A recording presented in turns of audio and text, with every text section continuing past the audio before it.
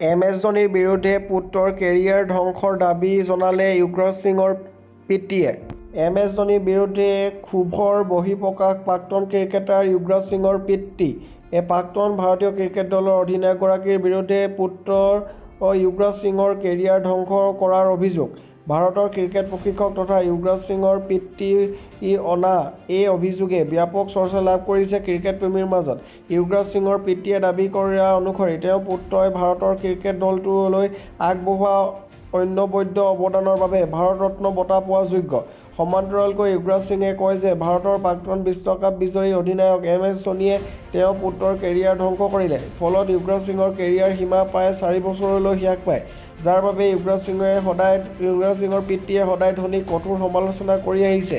কিয়নো তেওঁৰ পুত্ৰ যুৱৰাজ সিঙে বগা বলৰ ক্ৰিকেটৰ পৰা একমাত্ৰ ধোনীৰ বাবেহে সময়তকৈ পূৰ্বে অৱসৰ গ্ৰহণ কৰিবলগীয়া হৈছিল বুলি তেওঁ ভাবে।